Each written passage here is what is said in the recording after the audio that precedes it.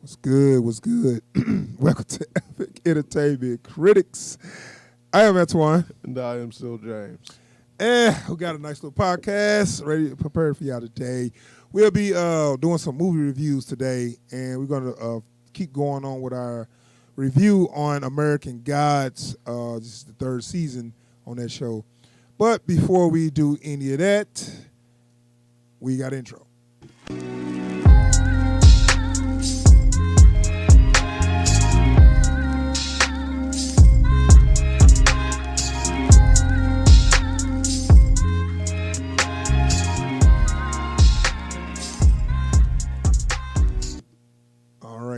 We have returned. So we got American Gods season 3, episode 2. They kept going. They're still going with this. I kind of thought they was going to kind of stop in the first season, probably because it just seemed like kind of a. I guess it was a popular book, but you know, I liked it, but I thought it started to kind of like lose its. Steam. Yeah, I can feel that. But, I mean, it was cool. Your boy Shadow Moon grew his hair out, and we talked about that, that it don't look right. And it really looks like he had his hair pressed out. Like, it don't look like his hair is naturally like that. So that's also a little distracting. But, yeah, so in the last episode, he... he moved to this town, and is he in Chicago? I forget where he went. No, he's going to Chicago. Yeah, he won't because when after they in Wisconsin. Yeah, right? after I think they're in Wisconsin, and then Wednesday found him, and he decided he was going to try to go to Chicago. Well, he was trying to go somewhere, but everything led to that one place where Wednesday wants him. Yeah, he's so stupid. Because he always fight. He always fight against Wednesday, but he always end up doing exactly what he wanted him to do. Yeah. And after a while, how can you not know? But you know what? Like, that's the mark of a good con man, right? Like, no matter what you do, he sets you up to do what he wanted you to do. Yeah, but I think it's more maybe, I mean, he is a god, but I'm saying maybe the, what's his name? Shadow wanted to do it. Now he introduced himself as Mike, though. He ain't called himself Shadow yet. So let's just call him Mike. Mike Ainsel. What's up with that name? With that last name. But yeah, he I don't know why he's at that town. That's Wednesday's place, right? Because he keeps saying it's my uncle plays. I'm here working with my uncle. So like Wednesday wanted him in Lakeside in the first place. Right, that's what I'm saying. But he was like, forget you, I ain't going. Yeah. And when he tried to get on the bus, everything was canceled except for the ticket to go to Lakeside.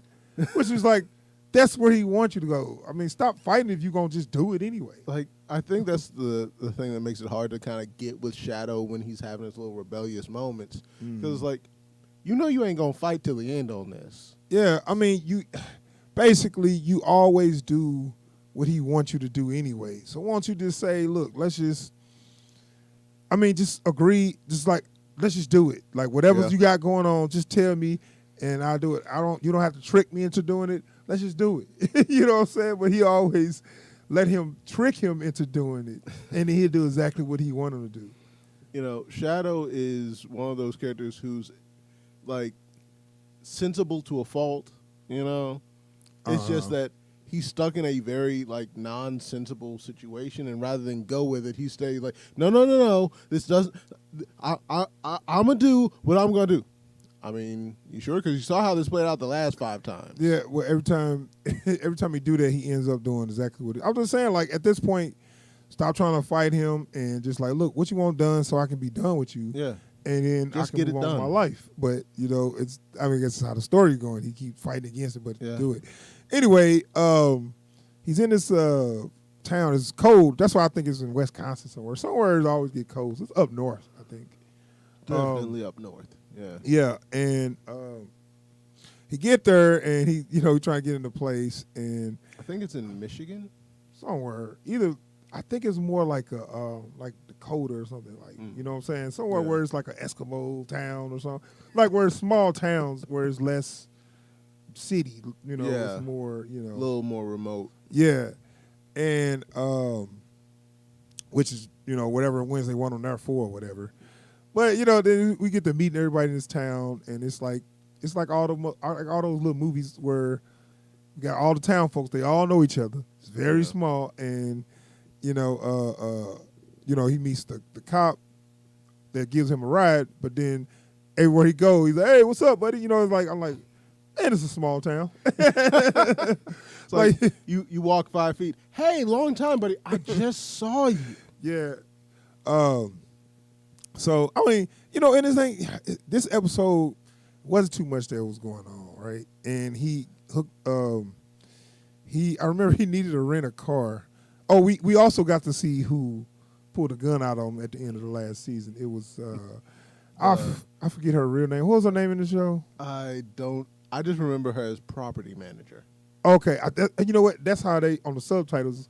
When she talked, they just say property manager. Yeah. So, because he's like, I didn't get your name. She's like, property manager. I feel like they dropped her name like at some point. She's probably some guy, maybe. Who knows? That's how they do it, where they just make it seem like they just a character. But I know they dropped her name when they went to the car rental place, but I don't remember what. Did they go to a car rental? Did they just borrow somebody else's car? Like a car. It was like a dealership or a car rental or something like that. Oh, okay. And he got an old Thunderbird. Yeah, an old pink Thunderbird. Yeah.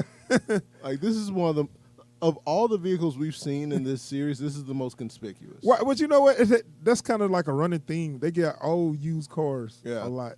You know, I don't know why, but whatever. It's old Americana. Yeah. Like I don't think they've driven a single vehicle with a computer in it. Like not even an ECU. Like yeah, I know. Matter of fact, I don't think they've driven anything without a carburetor. I kind of think I'm thinking like it's. Because it's the old gods. Yeah. It's kind of it's just like thing. Wednesday doesn't do phones. He doesn't? Like he'll only use landlines and payphones. So he don't do cell phones. Right. Oh, because when he first picked Shadow up, he's like, let me see your phone, and he tossed it out the window. Oh goodness. Okay, so maybe that means they do some whatever. Yeah. But okay, so and I don't even know. Why he there, but they won't really too much explain. But it's a thing where I forget what's the guy name that with the hammer. Chernobog. Yeah, so he his wife died. I guess she died in last season. Yeah, and it's a kind of this episode was just kind of like they at her funeral, and this is like Wednesday's kind of like. It's like I guess he's taking this opportunity as other guys are there, so he can recruit them to his cause. And he kind of said that, and he's like, "Is that was that illegal? Was it? I do want to recruit them, but I'm still mourning her too. Like, is there a reason I can't do both? Yeah. Like, I will say, like Wednesday has this unique way of like he's one of those charming assholes. Yeah, where it's like he's never in the right. Yeah, but he's just likable enough to get you on his side. And that's like what we said. This is for real. His show. Shadow is just like, Shadow is just like he's the avatar for the audience, but he's not an interesting character to me, honestly. Yeah. It's like they got him on the cover and on the promotional material a lot, but for real, I don't really care about him. Wednesday is more. It's for real the main character. Yeah. I mean, when I first read the book, like the book, it's easier to stick with Shadow because you're in his head. Yeah. Right? So you get to hear his thoughts about stuff that he's seeing, him trying to rationalize what he's seeing, him coming to terms with the stuff he's found himself in. But when you're watching the show, all you get is to see what these characters do and say. And Wednesday is just so much more compelling. Right. But see, then Shadow get more screen time, so we follow him. But because Wednesday pop in and out a lot. Yeah. But like, dude comes in like a thunderstorm every time he's on screen. But I was thinking maybe it'd have a different effect if he was on there a lot. Like, get in, get out. Yeah. Get in, you entertain, you get out. You don't overstay your welcome. So maybe that's one reason why we like Wednesday more. Like if he was the weird uncle who was just always there. Yeah. Instead, he gets to be that like one quirky family member. You only see him for reunions and holidays. You have fun, and then he leaves. Right. He's so great. I wish you could see him more. that might be a bad thing. But okay, so that's kind of like this episode is kind of all on that, him recruiting other guys, and they got this. Who was the chick that I guess she's a new Shadow? She got Shadow old job. Yeah, claims to be. Did he introduce her as his fiance? Yeah. So is she his bodyguard? I don't know. Or his fiance? Because I don't recall. Or he just called her his I don't recall if she was in the book or not. I need to go back and reread it. But like, I'm a little leery of her because like in this episode, like she gives Shadow a smartphone. Yeah. And she says she's gotten Wednesday onto this stuff too now. But like the whole point of not using that stuff was because like one of the new gods is a god of technology. Yeah. Okay. You know, so. But she said she's there for tech stuff, so maybe she's like, know your enemy kind of thing. Are we saying she's a better hacker than the internet itself? I mean, I don't know, but I'm just saying like it's like know your enemy kind of thing, where maybe? she's, I don't know. you know what I'm saying? She's there to teach him technology because it seems like he stays so much away from technology. That's how his enemies kind of beat him. I guess I don't know. Whatever. I just feel like this is I just feel like this is a very good opportunity for like the new guys to kind of get an in, right? Like an inside track on what Wednesday is up to. And I wouldn't put it past him to let it happen knowingly and just never tell anyone. So like Shadow could be like selling, company secrets to the other side. Right. And Wednesday would know and just let Shadow keep on. Well, yeah, he'll feed him the information he wants them to know. Yeah. So that could be. I don't know. But yeah, I don't know the point of her. I guess we'll find out later. Then they got this another scene with the lady with the coin.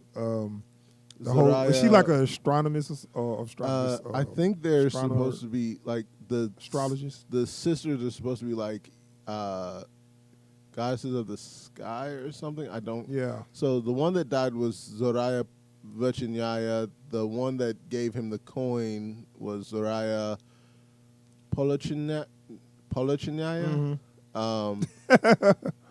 I'm cool. I'm just like, hey, I'm not gonna ask you to, just I take your word for it. Yeah.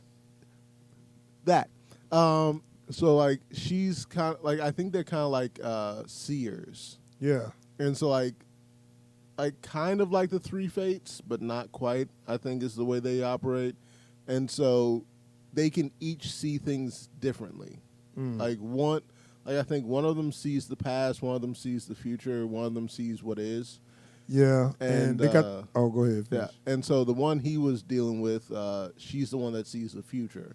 Yeah, but like she's perfectly vague about what she sees. I was about to say he said something that I was starting to think after a while. It's like, I just want a straight answer. I'm tired of all these like, they give him something to figure out instead of just telling him straight up. Yeah.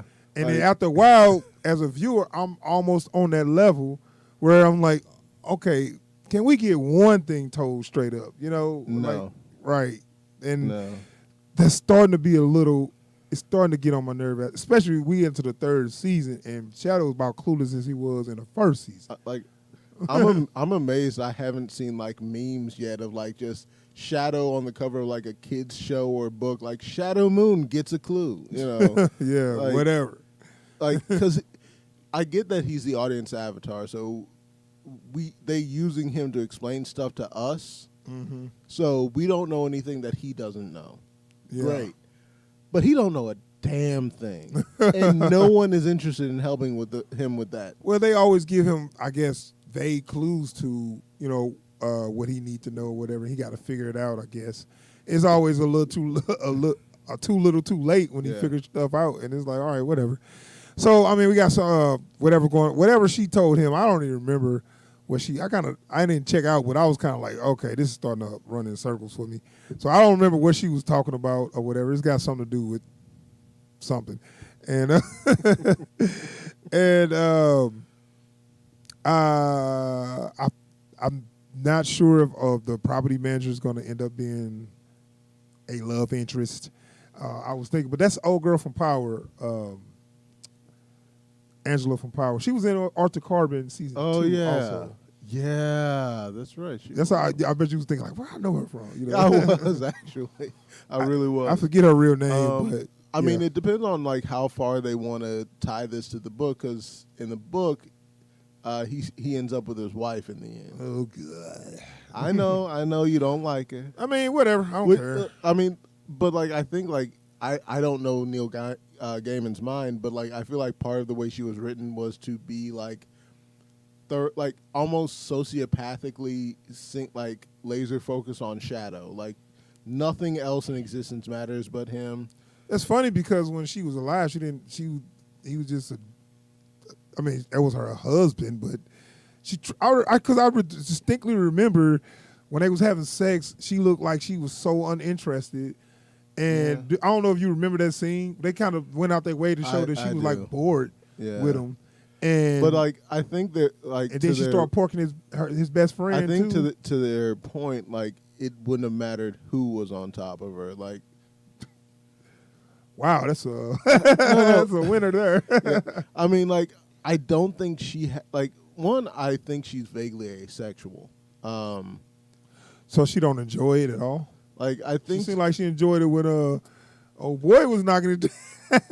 I mean, she seemed pretty bored when he was hitting it. Like, I don't remember. Like, cause like there was a scene where like they were in like the kitchen or something, and he's hitting it from the back, and he thinks he's doing the most, and when they cut to her, she's just like, yep, all right. Wait, you talking about with the friend, the guy, the deaf? No, I'm talking about the deaf guy, dude.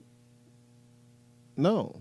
I'm talking about with when you get the flashbacks of right with her with the friend. But I was talking about when the deaf guy knocked her down. She seemed to be. Well, I guess maybe she just needed that EEC. The British broadcast channel is really amazing. It can do some wonderful things for your love life. I highly recommend it. Yeah. So anyway, yeah, I mean, I guess they're going to, because they got probably an arc with her where she's going to turn around or whatever. It's just that I didn't like her for real, but whatever. I guess that's where they're going. And we still didn't we don't know what's going on with Mad Sweeney. Mad Sweeney and the coin thing or whatever. Yeah. They never went. Did they ever go back to that scene at all? No. Okay. I think that's what the next episode's supposed to be for. Okay. So. But this is one thing I'm not liking about the way they do their episode promos is, like, rather than telling you exactly this is what the next episode is going to be, they tell you, hey, this is the stuff we'll be tackling. Mm-hmm. Which I'm cool with that, because sometimes it's a little too. They really kind of give you a little too much. Right. It ain't always spoilers, but if I don't know exactly what I'm getting, I'm kind of like, I can't wait to watch this so I can see what's up. Anyway, yeah. Anyway, so I mean, it wasn't that much that was happening in the episode. It was kind of like it wasn't a filler, but it was kind of like an in between. No, it was kind of filler, like, because everything that happened in this episode, other than like foreshadowing, gets rectified within the episode. Mm-hmm. You know, so like we got one loose thread from, and admittedly it's the main plot of this episode, which is weird because they treat it like a subplot. Yeah. But there's an issue that arises in Lakeside, and Shadow gets implicated in it, and so we don't. Oh yeah. And we still don't know what the whole deal is with this incident. Well, it seems that, I guess, was that the lady he was that was kind of like showing him around? No, that was one of the girls that got off the bus with him. Oh, the one at the store? Yeah. So she disappeared or something? Yeah, okay. She disappeared. So I don't understand, why is he the main suspect? Because he's the new guy in town. That's it. Wow. They had nothing. He's the only stranger in town. So I'm watching this, and like, okay, he get back, he leave to go to the funeral, and he gets back in town, and everybody just like, oh man, everybody just mean mugging. Yeah. And looking at him, and I'm like, okay. Now I told you before that they said, oh, we got somebody stealing women underwear out the laundromat or whatever. So I thought, oh, they accused him of being the panty thief. And I was like, well, I can see everybody kind of look at him funny on that, but they acting a little they're going crazy. Like, it's a little weird because you don't know that the girl's going missing. Yeah, we don't know what's going on. And then the cop's like, hey, we need to talk to you. Like, so y'all literally had no proof that he had anything to do with anything, and you put all your inquiry on him, which you waste time doing that. So, like, are they wrong? Yes. But it is understandable. We're talking about an extremely small town that they don't get, like, visitors. Like, people don't even stop when they're driving through. It's only, like, during certain seasons people actually stop for stuff. Yeah. So for them, it's like, we got this new guy. We don't know what he's about. The dude was out of town and just got back. But like he left around the time she was last seen. Yeah. And didn't come back until after the investigation was well underway. Why would he come back then? That's another thing. But I mean, I guess it's worth still checking out, I guess. I mean, it wouldn't be the first time someone did some squirrely shit in the town and then came back and tried to act like ain't nothing happened. I guess. So anyway, like I said, wasn't much that happened. That was kind of the whole episode. And he got a little more friendly with the property manager, which I was hoping. So she seemed like she was being so rude to him. Yeah. And I was like, I really don't know why, because didn't seem like she was being rude before the girl disappeared. Because like she he'd been there for what, 2 days and she still hadn't turned. As soon as he got there. No. Like 2 days in, he's still saying that she still hasn't turned the furnace on in his room. Right, she did that like whatever, to get at him. But I'm talking about like before anything happened with the girl, she was already like, I don't want to talk to you or whatever, So maybe it's something else to that. But like we also haven't seen her react all that well to the rest of the people she's talked to in town. Yeah, I guess. She just seems like she's kind of got a horrible disposition. Well, it seemed like it's just a shadow though. Not to me. Like she seemed pretty dismissive of the cop. You know, whatever. They'll explain that, but it wasn't too much in this episode. That was all pretty much that. It's kind of like you said, it's a filler, and it was in between. It really didn't really go too much. It really didn't. It's not really that much to even cover on it. Right. It was just like this is to get us to a bridge to get us to the next episode, which pretty much we will be talking about next week. So we'll wrap up the discussion on this one. So that is our discussion on episode 2, season 3, episode 2, American Gods. Moving on, see what else we got. We're going to jump into our movie reviews. And we're going to start off with the Batman Soul of the Dragon. I'm sure you've been waiting on this one. Sure the people has been waiting on this. The event of the year here. They released the trailer, it's like maybe a couple months ago, maybe a month and a half ago or something. Wasn't that long ago. Nah. But it was going to be, I guess it was going to be just for streaming. It didn't, of course, it better not go to movies. Just for streaming. Hold on. So yeah, it released digitally, what, a week? Like a week ago? Yeah.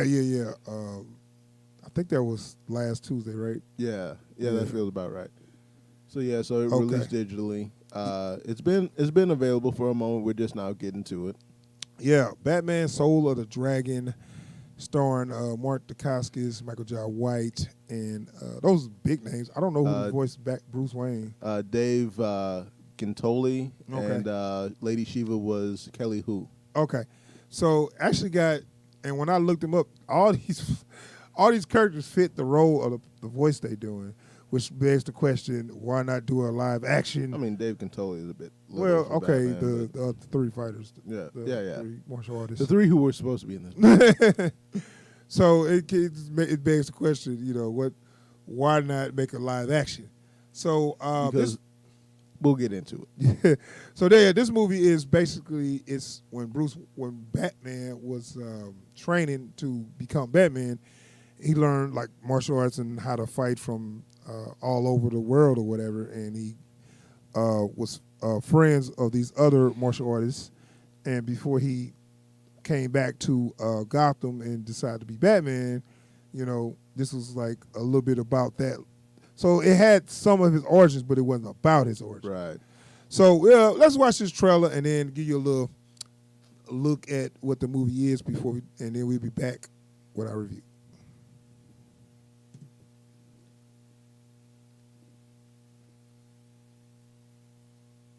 That movie's rated R. Nice pad. Richard. You haven't changed at all, Bruce.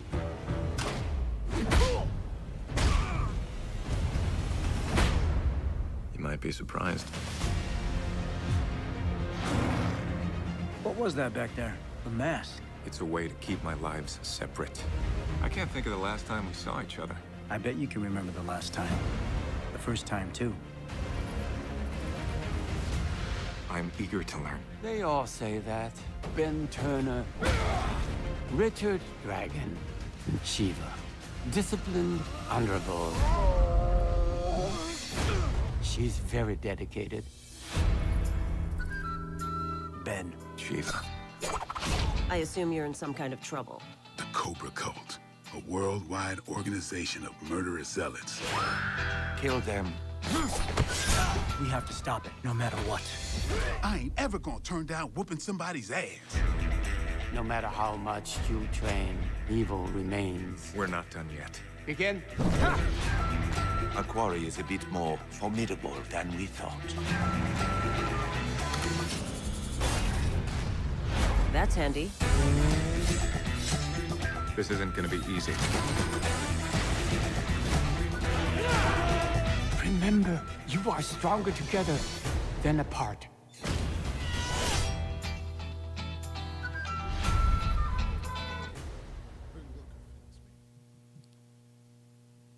Okay, that was the trailer for Batman Soul of the Dragon.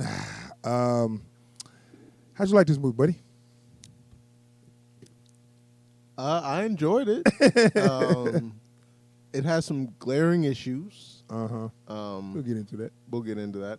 But, I mean, it's a fun enough watch if you're not too invested. I will agree. When you said when you're not too invested. Yeah. It started to go places that I was willing to see because they shine a light on characters that we really never got no for real screen time on animated or live action, which True. Richard Dragon. But I've been seeing Bronze Tiger in a few things. He be in a few of Suicide Squad properties, and so I've seen him a little more than I've seen Richard Dragon. I haven't seen Richard Dragon. He hasn't been getting a lot of use up until recently. So. Yeah. Anyway, I haven't seen Richard Dragon a lot, but and then of course, I knew about Shiva from seeing some of the backstories of Batman, his origins or history, or whatever.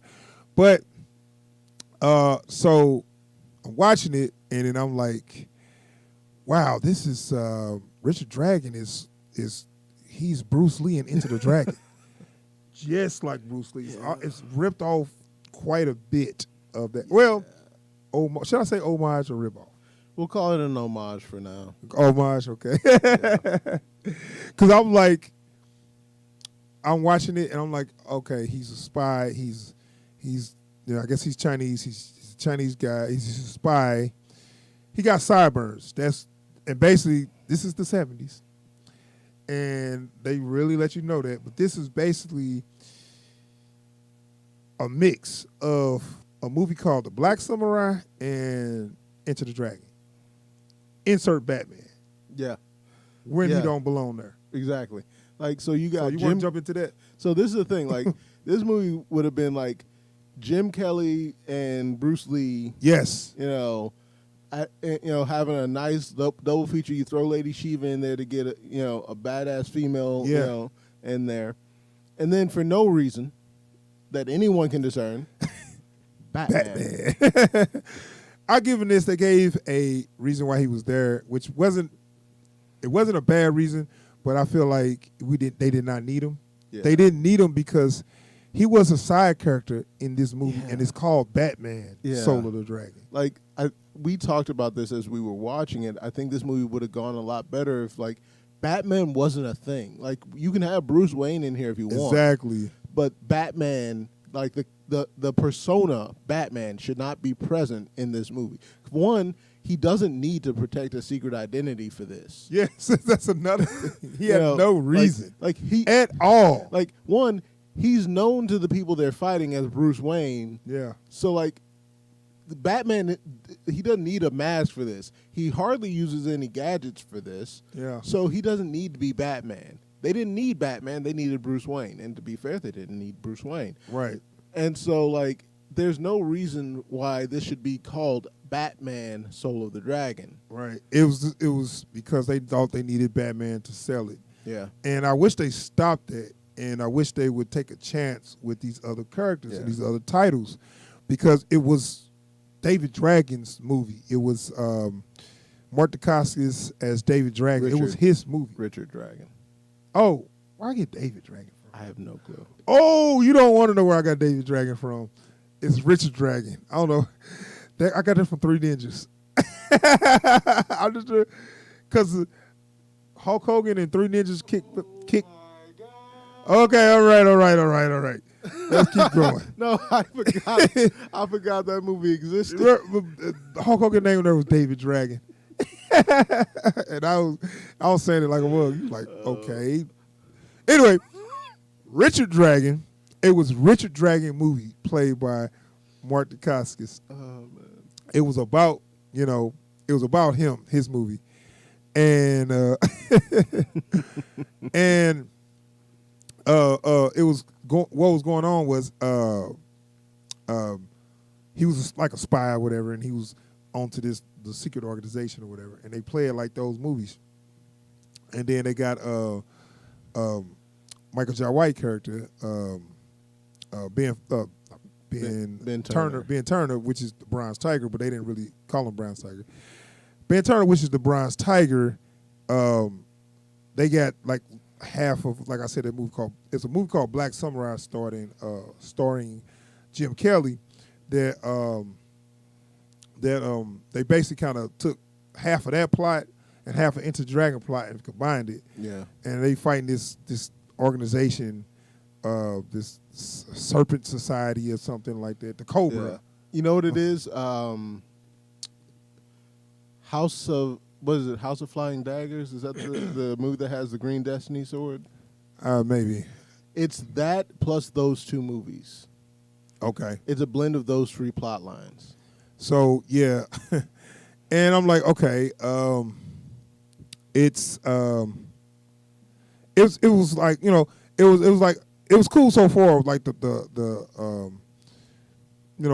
action was pretty good, and then they bring in Batman, and it's so funny how they brought him in, because they doing a fighting, and he's leaving the middle of the fight to go change it to his outfit for no reason.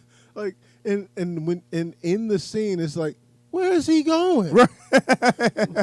Like, like as a viewer, you know that Bruce Wayne is Batman, so you're used to Bruce Wayne ducking out of situations to turn into Batman. Yeah.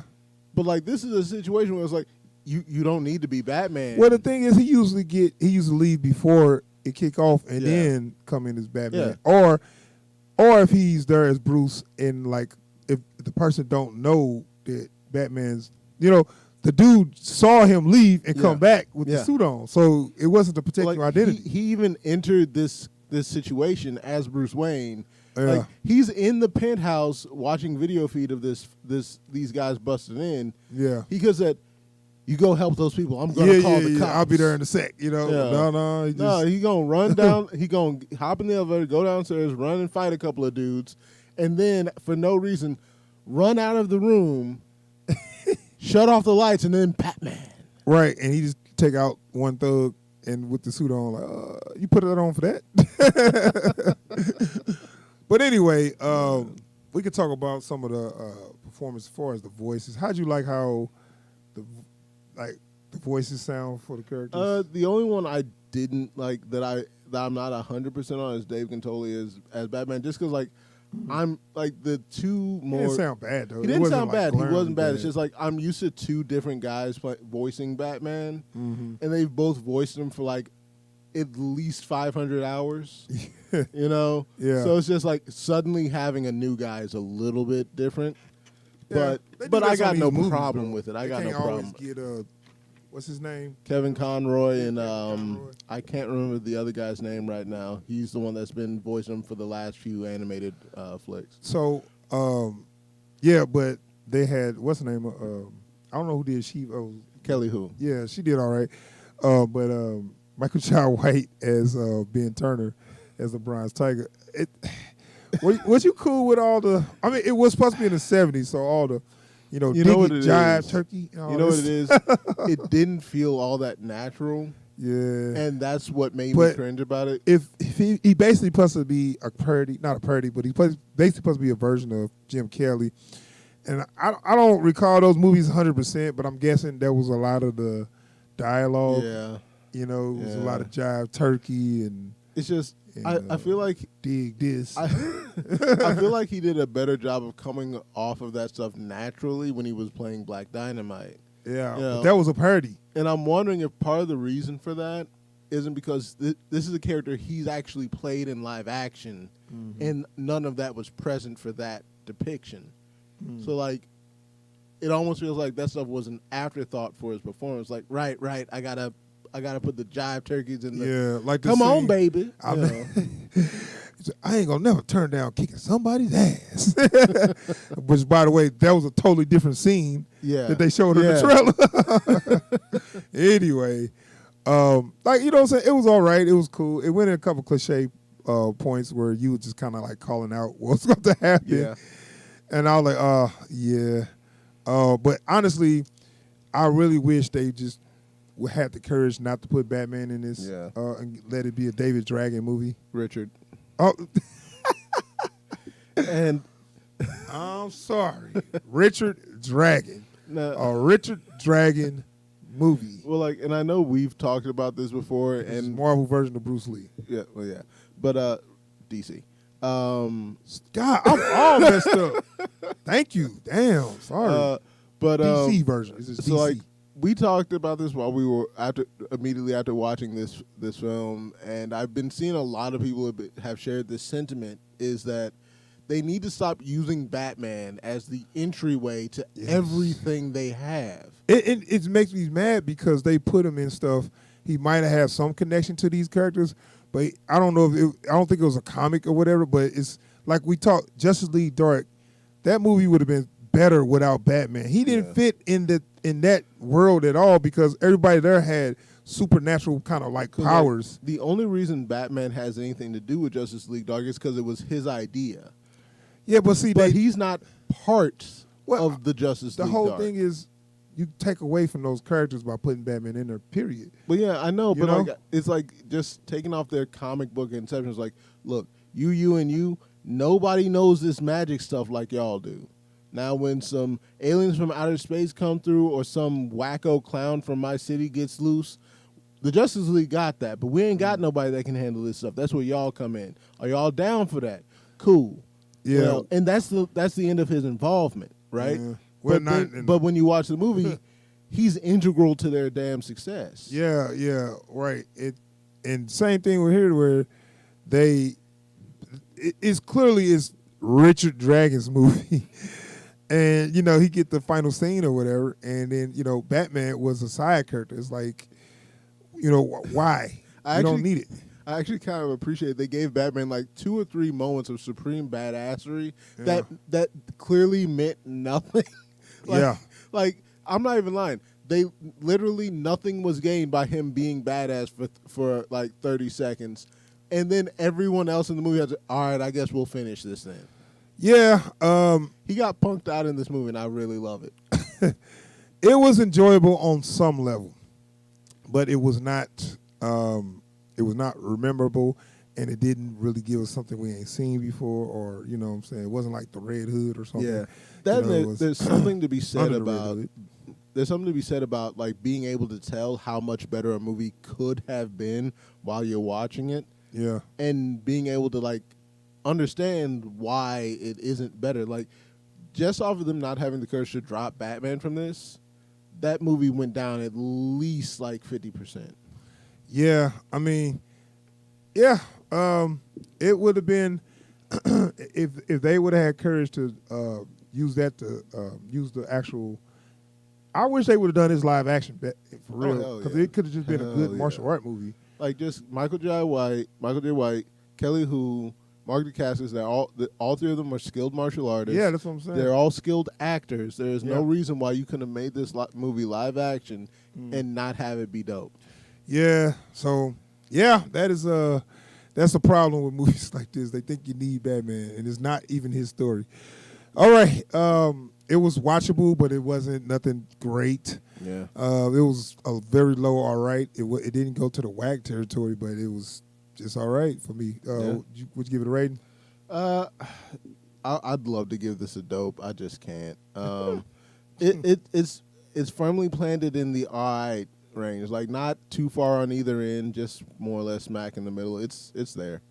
Yeah. All right. So that is our review for Batman: Soul of the Dragon. We will be moving on to a superior movie. Woo! I'm gonna save all my thoughts for the review, but we are. Oh boy! Hey, I wasn't ready for it, dude. I don't think nobody was ready for it. No, like we're going from one flick we you know what? This is a day for watching stuff that could have been better. Mm-hmm. You know? So the movie that we are reviewing is Shadow in the Clouds. Shadow in the Cloud. Movie starring Chloe Grace Moretz. This is in 1943, so this is like take place in World War II. And she is like I guess she's a pilot. See here. I guess she's a pilot, and she's in the gunner bubble. What they call that thing? I have Turret. no clue. You used to know stuff like that. No, like this is like because there's a specific name for like I would have called it like a turret, but like there's a specific name for like being like for this like particular turret, and I have no clue what it is. Well, I've seen this. Usually, in World War II, they have the little gun at the bottom of the plane to shoot at other planes. What the hell is that rack? So, she's placed in there when she get in the plane, and in most of the movies, I guess, going to be take place in there or whatever. But let's watch this trailer, and then you get an idea what this movie looks like. So that's and then we'll be back with our review. Where's the fool's errand?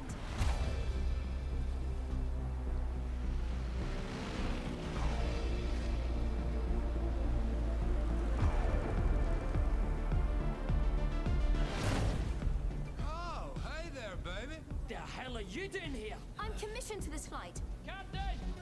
We haven't got time for this right now. Put her in the Sperry until we get up in the air. I'm supposed to guard this. I'll guard it for you. Contents are confidential.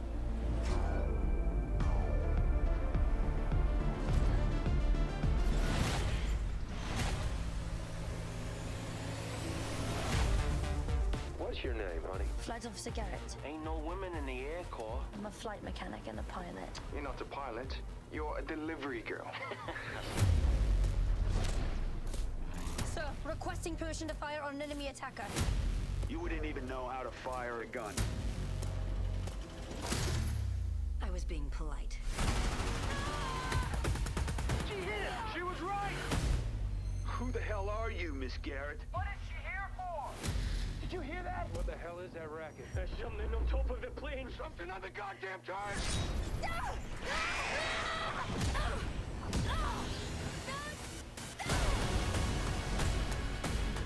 Here they come. Get down!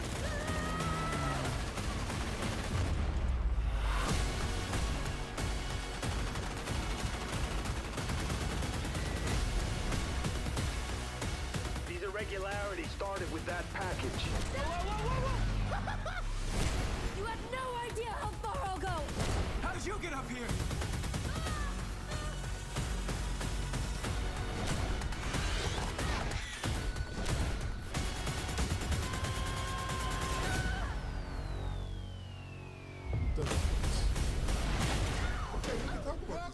to the party, baby.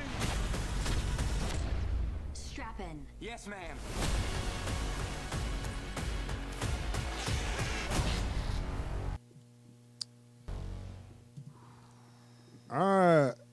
That is a Shadow in the Cloud trailer. I apologize.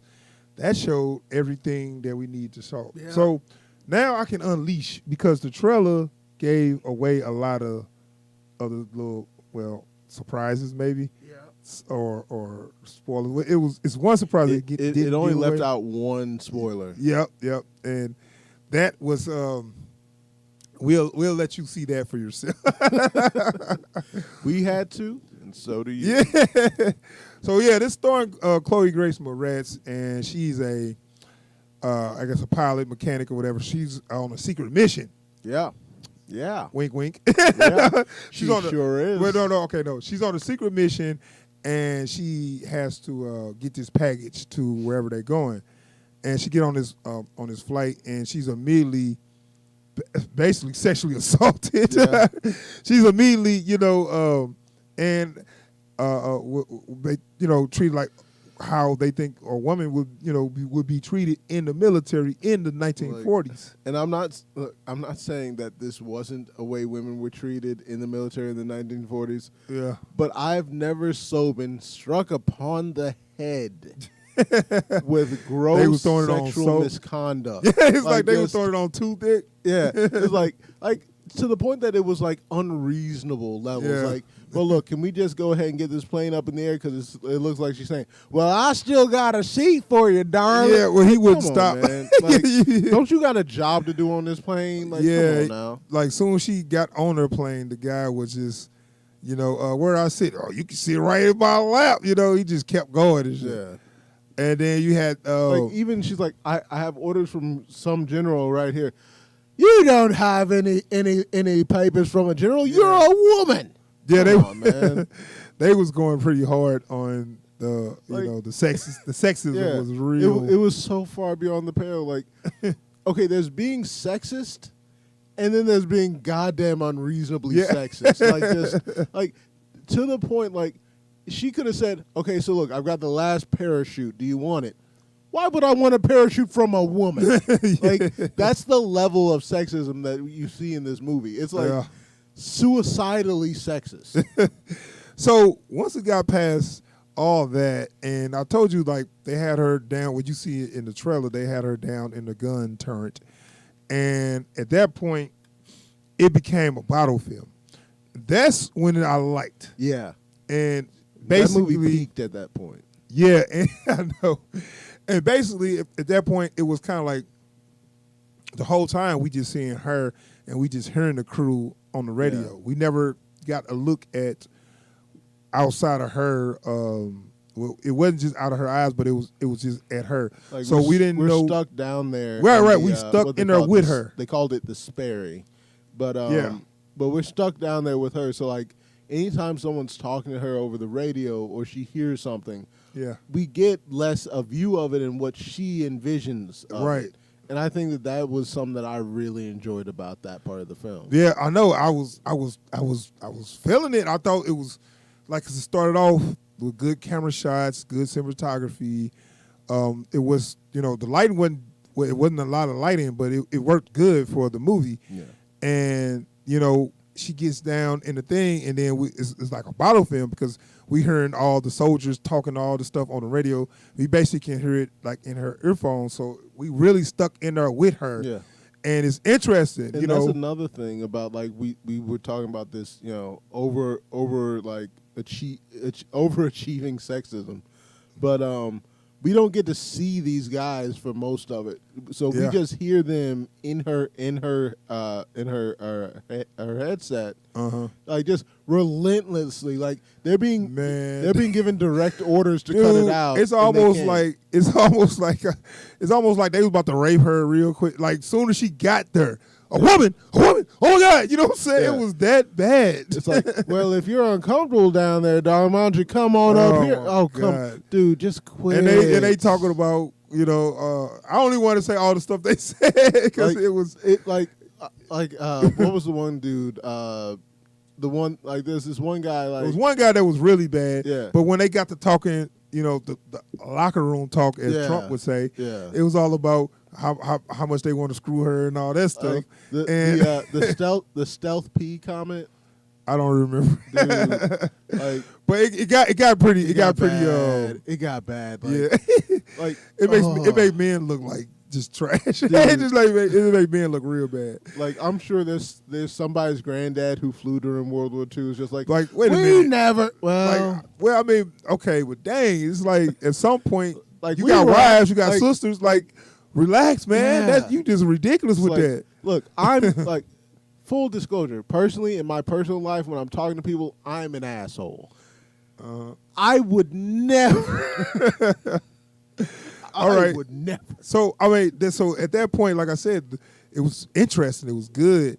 Like it was like a bottle. It was a good bottle film because the tension was still being built up, even though we just sit down there with her. Well, like they did that really well because like as she's getting more and more like unsettled, like.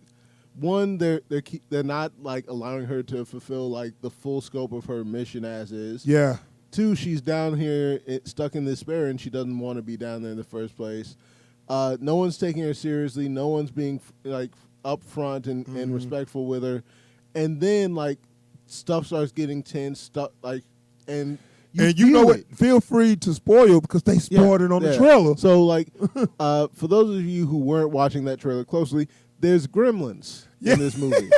Never thought they was gonna go there, but I didn't see this trailer. It was a teaser before this that didn't show the gremlins. Yeah, and they just kind of like showed her get on the plane. I thought it was like a more about a woman trying to survive in a man world and through the sexism and all that. Woman can't do this, woman can't do that. I thought it was a woman empowerment movie, and wow, they went to the next level. And it's disappointing because like the movie that you're sold on, like just watching it, like up until this point, right at the point that she gets stuck down in the Sperry, is like a hard watch, but a great watch. Yeah. It was a lot of tension with that, man. If they would have just had it be about her fighting other planes, that would have been cool. And then she had a mission, so whatever the mission is, we don't know what the mission is. She get on, she got a broken arm and a black eye. It's a lot of mystery there, and then you want to say, oh, where is this going to lead, They didn't, you got me going, and then you led me to a dead end, or you led me to a trash dump. Because where they went, like, wow, y'all, just wow. And first I was going to hold back on a lot of stuff, but I saw, on this trailer, this is the actual trailer, and they showed gremlins attacked. So even the gremlin part started off kind of good because it was kind of, what was that?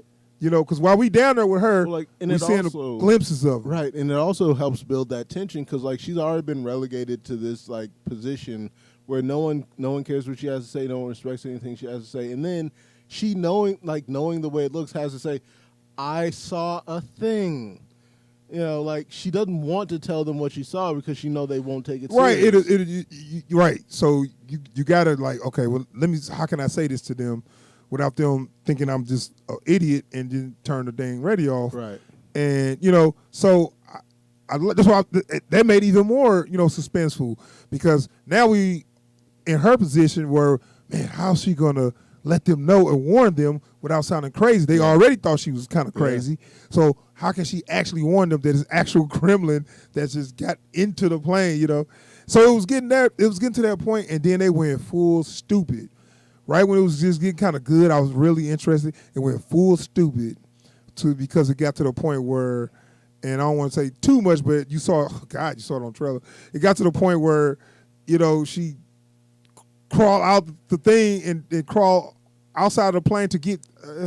I don't want to say exactly. She pulled a Spider-Man on the underside of this plane. Yeah. To try to get herself. That's back when in it the went plane. full stupid. I got to find the time mark where right where that started, because from there, before that, it was actually enjoyable. Yeah. Right there, it turned to a horrible action movie, more like a parody. Oh no, If you wanted to parody the Expendables.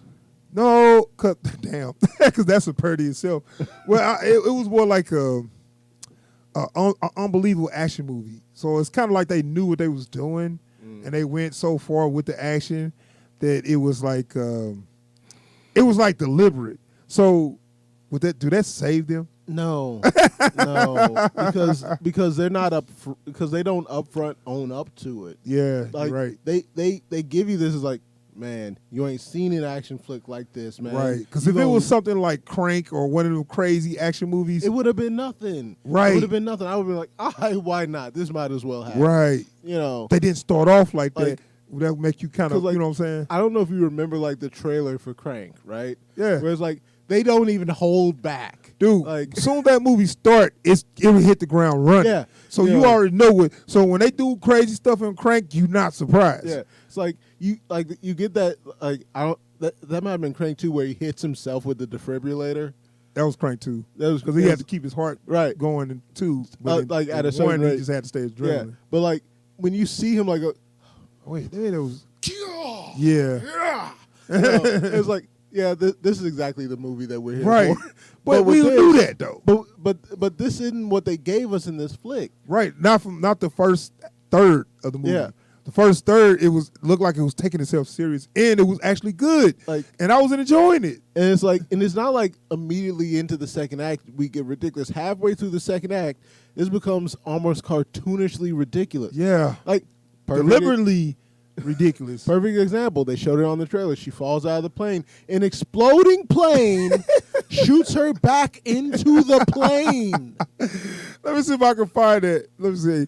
They showed it on the trailer. Why would they show that?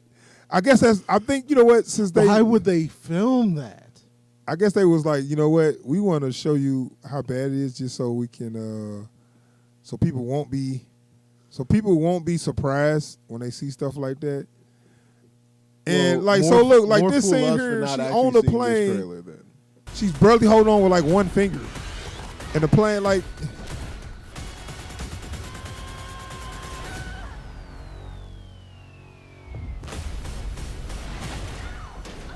All right.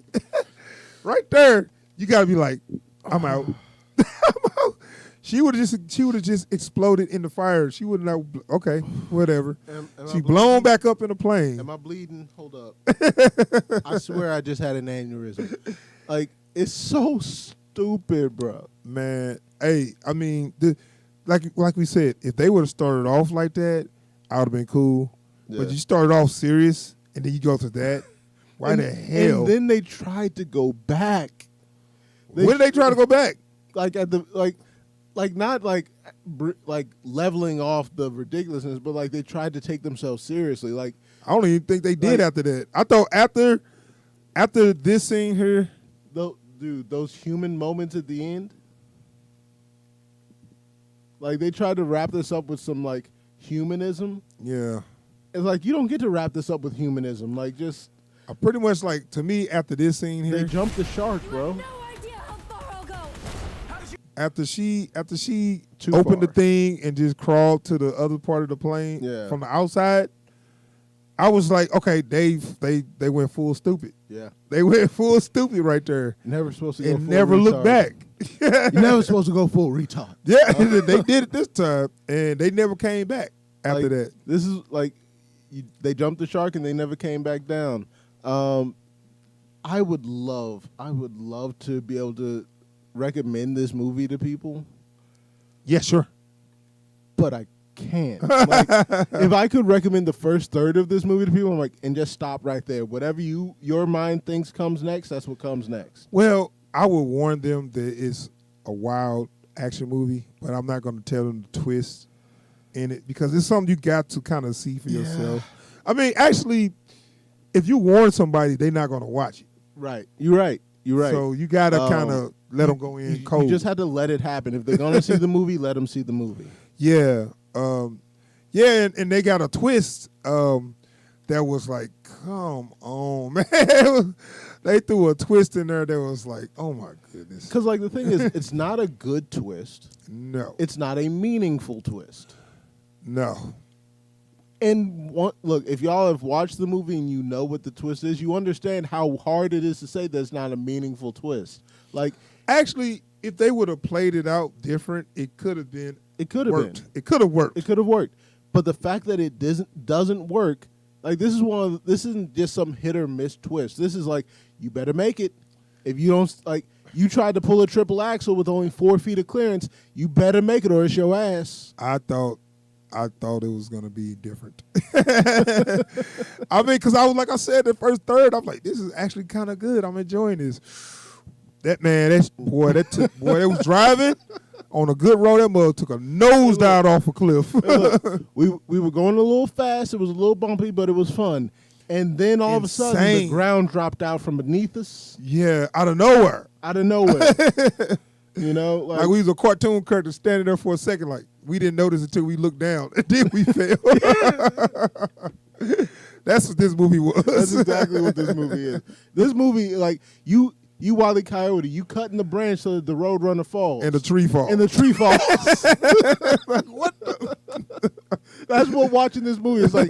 You sitting there like, oh man, this is going great. This is going to have a nice resolution. There's no way. Wait, what's going on? Yeah. And like, they did. It's over. They started to do a good flip, and when they landed, they broke their.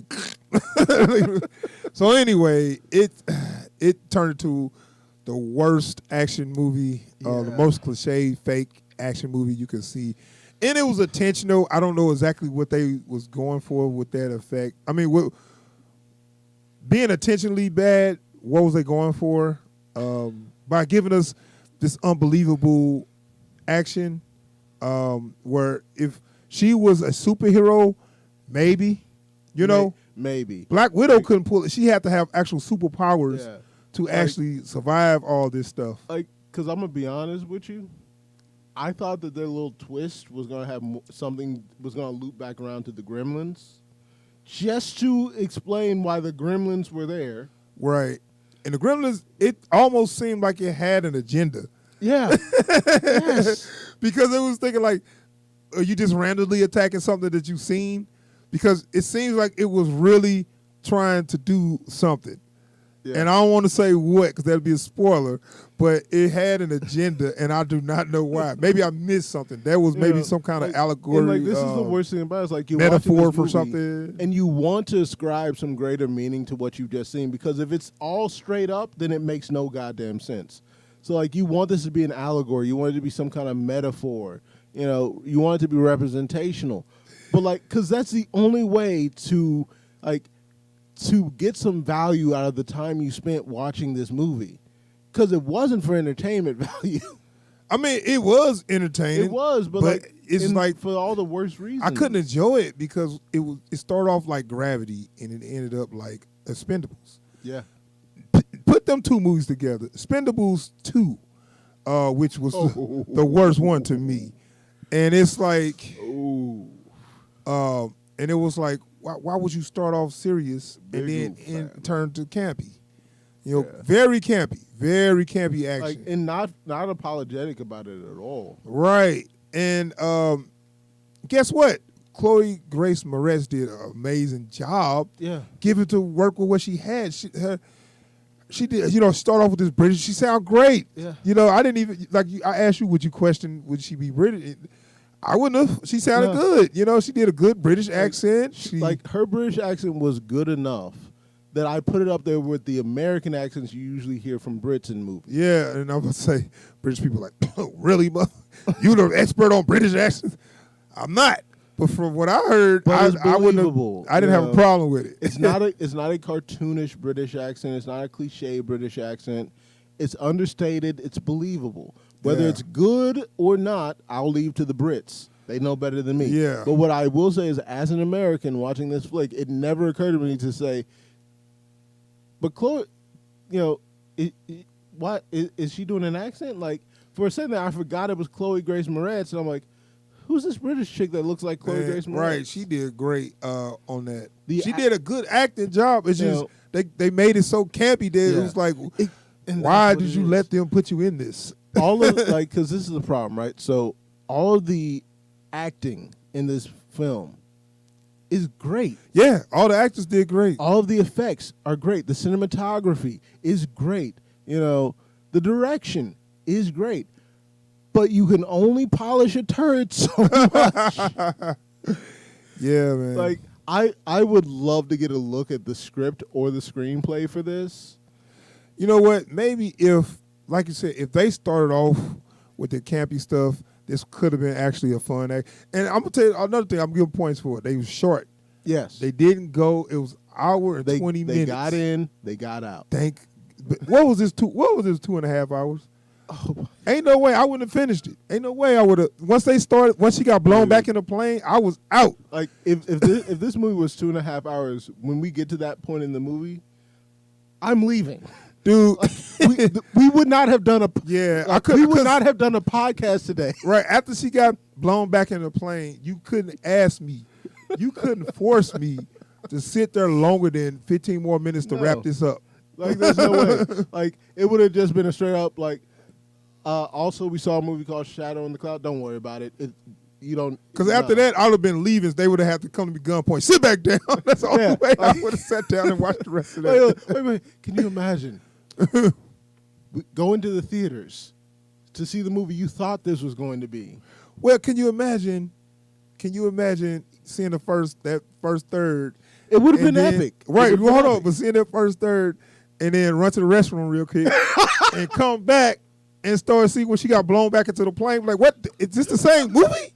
What am I watching? Like, how lost would you be? What the? How? What is this? How did that? When did we? Anyway. Oh man. It's. I swear this movie killed some brain cells. This movie was very bad. And you know what? That's what I'm saying. I want to give kudos to Chloe Grace Moretz because she did an amazing job. Yeah. Like this is one of those times but she did amazing. You know how sometimes like if you go on like Yelp or something like that for like restaurant reviews and like the first like there's 2 paragraphs that's just a glowing review, but you know that it's a 1-star review and you can't figure out why. And then like now that we've gotten the good stuff out of the way, man, dude, look. All right, I'm gonna give it a rating. This movie, oh my God, this movie, it has to be a whack.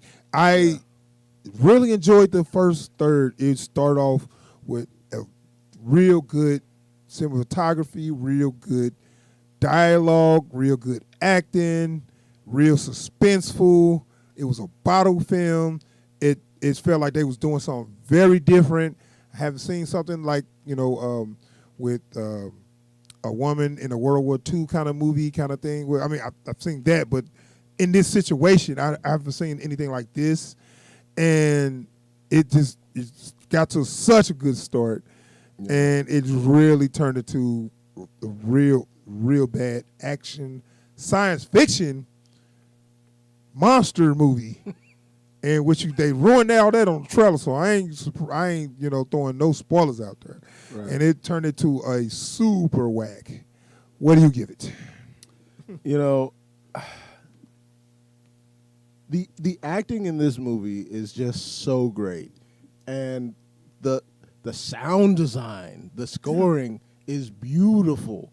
They've got these this background theme with this synth line in it that's just wonderful. Dude, it sound right. That music sound like some old John Carpenter music. Right? Like they hit a lot of good notes for me. Like but the direction is on point. Happened? The cinematography, like visually, this movie is stunning. And understand that while technically on that, like there is some epic work being put into making this movie. Give it?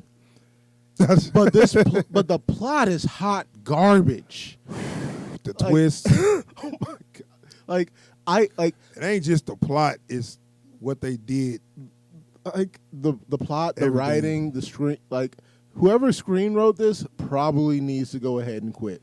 But like understand, as good as everything that was done in this flick is, it is only enough to drive this up from a hot garbage to a whack. That is how bad this movie is. And to think they had me worried about her mission. Yeah.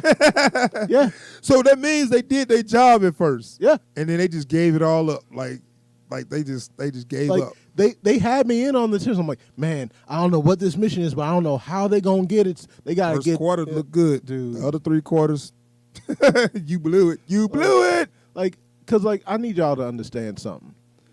If the plot wasn't what it was, if the twist in this wasn't what it was, this movie would have probably been dope at the least. Yeah. Just off of technical aspects, like alone. That's how bad like the story in this is. Yeah, so that is our review for Shadow in the Clouds. It's a disappointment. It is man, confusion. That movie's gonna throw you. That movie it's gonna do something to you. Like this movie had a physiological effect on me that I am still trying to overcome. All right, so that is our review for Shadow in the Clouds. We're about to wrap that one up. Like I swear I need a drink. Man, I'm like, I don't know what after that.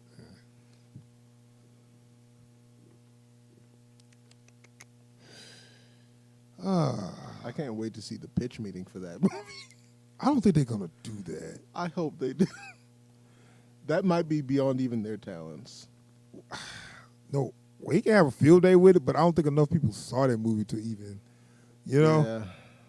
So, all right, before we get out of here, so we finally get to see what this movie about. Right. So we hold on. Oh. Okay. All right. Saying. So previously we did a reaction to a teaser trailer for Cherry. It was really just a clip. It didn't let us know anything about the movie. Yeah. But now they've actually released their official trailer. Yeah. So we can actually get an idea of what this film is actually about, and we can get a better review, you know, since we actually a better discussion Yeah. on what this movie is, because the teaser was just like, what's that? So anyway, this is the official teaser. The official trailer. So let's get a look at that, and we'll have some discussion after this.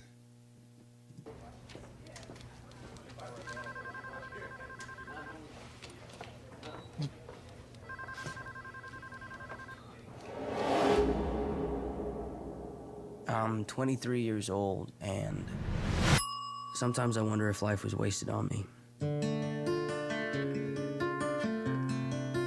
I take all the beautiful things to heart till I about die from it. If I could save time in a bottle, the first thing. Hey, I'm really happy you're here.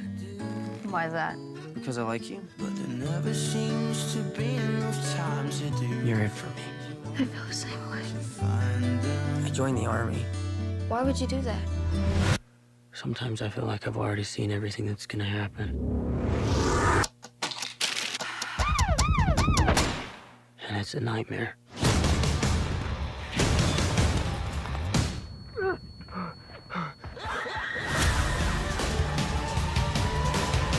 My one true accomplishment was not dying. I have this noise in my head. It'll stop. One day it'll go quiet. I don't imagine that anyone goes in for a robbery if they're not in some kind of desperation. I've been at this a while now, and it's no secret what my face looks like. Get on the ground! One thing about robbing banks is you're mostly robbing women, so the last thing you want to be is rude. Ma'am, it's nothing personal.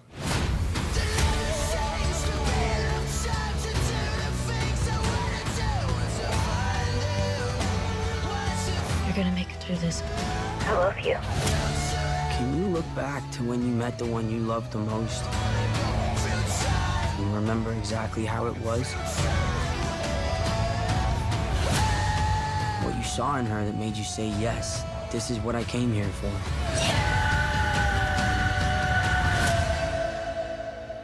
Sometimes I feel like I've already seen everything that's gonna happen. And it's a nightmare.